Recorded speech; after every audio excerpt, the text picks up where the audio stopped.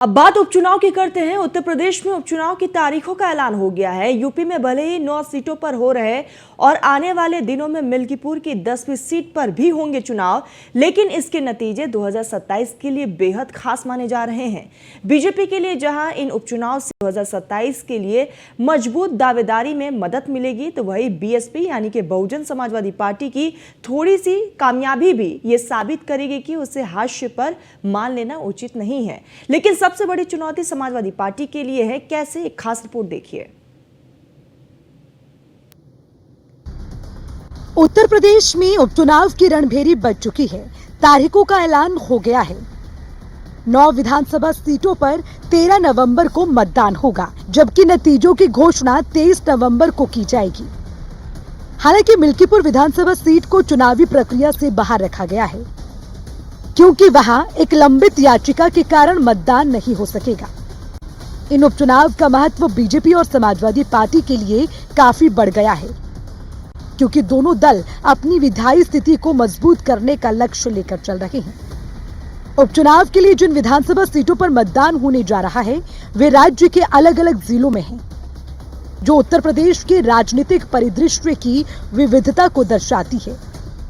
ऐसे में उन सभी सीटों का हाल जानना जरूरी है। करहल विधानसभा सीट मैनपुरी जिले के तहत करहल विधानसभा सीट आती है। अखिलेश यादव ने 2022 में जीत दर्ज कर विधायक बने थे। लोकसभा चुनाव में अखिलेश यादव कन्नौज से सांसद बने। अखिलेश के सांसद बनने के बाद करहल सीट खाली हुई है। सपा ने अखिलेश यादव के भतीजे तेज प्रताप यादव को टिकट दिया। तेज प्रताप सिंह यादव पहले मैनपुरी से सांसद रह चुके हैं।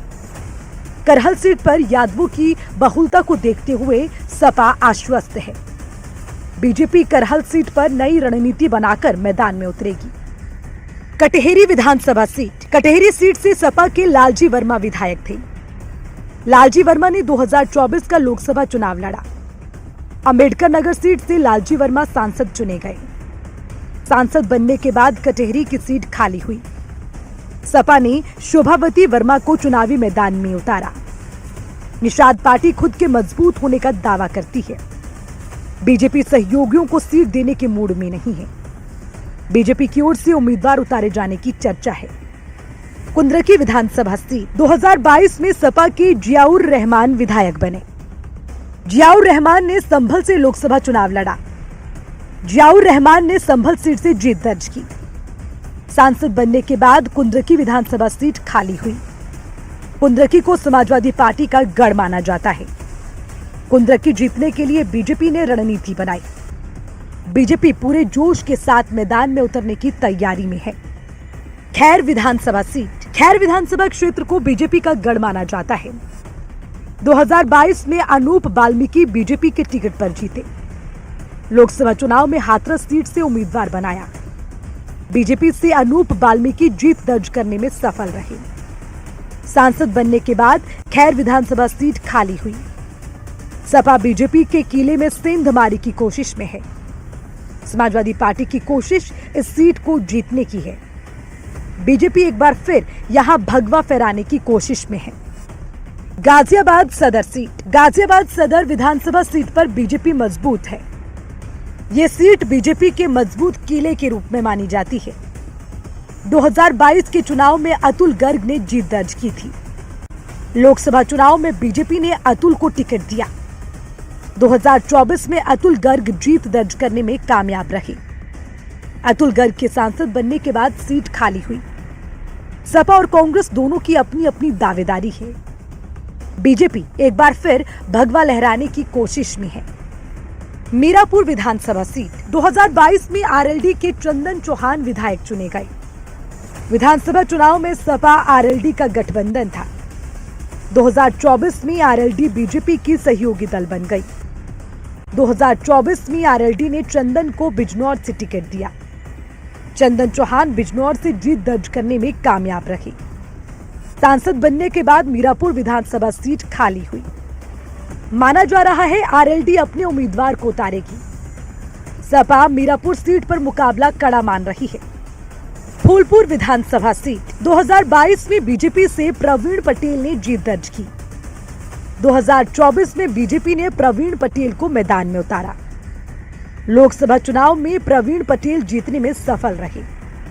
प्रवीण पटेल के सांसद बनने के बाद सीट खाली हो गई। सपा ने मुस्तफा सिद्दीकी को उम्मीदवार घोषित किया है। बीजेपी के संभावित उम्मीदवार से मुकाबला कड़ा होगा। मंझवा विधानसभा सीट पर एनडीए के उम्मीदवार जीते। निषाद पार्टी के मनोज कुमार बिंद विधायक चुने गए। 2024 में बीजेपी ने मनोज को भदोही से टिकट दिया। भदोही सीट से मनोज कुमार बिंद सांसद चुने गए।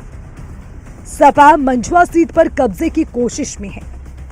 अखिलेश यादव ने पीडीए के तहत उम्मीदवार उतारा। सपा ने ज्योति बिंद को चुनावी मैदान में उतार दिया। बीजेपी ने अभी तक किसी का नाम फाइनल नहीं किया। मंझवा सीट पर कड़ा मुकाबला होने की उम्मीद है। सीसामऊ विधानसभा सीट 2022 में सपा के इरफान सोलंकी विधायक बने। इरफान सोलंकी लगातार कानूनी प्रचार में फंसे रहे। इरफान सोलंकी को कोर्ट ने 7 साल की सजा सुनाई। सजा होने के बाद विधानसभा सदस्यता चली गई। कानपुर की सीसामऊ विधानसभा सीट खाली हो गई। सीसामऊ को सपा का मजबूत गढ़ माना जाता है। सपा ने इरफान सोलंकी की पत्नी को टिकट दिया है। बीजेपी भी इस सीट पर कब्जे की तैयारी में जुटी है। उत्तर प्रदेश विधानसभा चुनाव के ऐलान का मैं स्वागत करता हूं और मुझे पूरा विश्वास है कि महाराष्ट्र में हम फिर से सरकार में वापसी करेंगे और झारखंड में जेएमएम, कांग्रेस और राष्ट्रीय जनता दल की सरकार को जनता उखाड़ फेंकेगी और वहां भी सुशासन का, विकास का, भ्रष्टाचार मुक्त झारखंड का या कमल खिलाने का काम करेगी। और भाजपा जिस प्रकार से हरियाणा में सरकार बनाने में सफल हुई है, हमें पूरा विश्वास है कि हम महाराष्ट्र में तो सरकार फिर से बनाएंगे ही, लेकिन झारखंड में भारतीय जनता पार्टी बड़ी विजय दर्ज करेगी। उत्तर प्रदेश की 10 सीटों पे बाई इलेक्शन होने थे, लेकिन इलेक्शन कमीशन ने केवल 9 सीटों पे चुनाव की घोषणा की। मिल्कीपुर की सीट पे ये कहते हुए चुनाव से इनकार किया कि एक याचिका माननीय न्यायालय में विचाराधीन है। समाजवादी पार्टी इलेक्शन कमीशन से पूछना चाहती क्या माननीय न्यायालय का कोई आदेश है कि चुनाव मिल्कीपुर विधानसभा में न कराया जाए। समाजवादी पार्टी चुनाव आयोग से एक बात और पूछना चाहती है कि कानपुर की जिस सीट पे बाई इलेक्शन हो रहा है, उस सीट को लेकर इरफान सोलंकी की याचिका भी माननीय न्यायालय में विचाराधीन है। उस सीट पे इलेक्शन चुनाव आयोग फिर क्यों करा रहा है? चुनाव आयोग की भी पर कहीं ना कहीं सवालिया निशान लगाता है।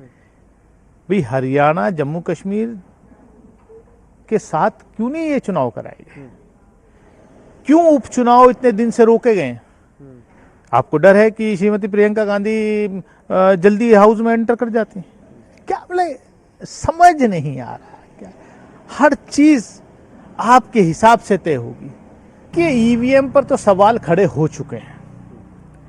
मैंने लोकसभा में भी प्राइवेट मेंबर बिल के जरिए इसके ऊपर बैन लगाने की और बैलेट पेपर से चुनाव कराने की बात की। सभी राजनीतिक दलों के लिए ये उपचुनाव बेहद अहम है।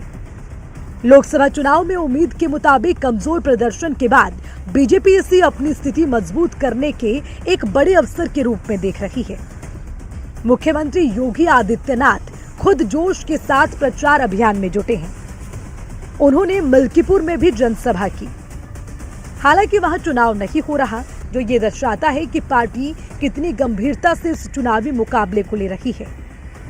दूसरी ओर समाजवादी पार्टी भी इस चुनाव में अपनी पूरी ताकत झोंक रही है।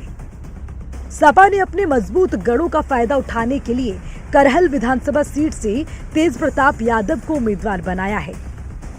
ये उपचुनाव राज्य के राजनीतिक मूड का एक अहम मापदंड होगा, जो भविष्य के चुनावी मुकाबलों के लिए माहौल तैयार कर सकता है। Bureau report, news 1 India.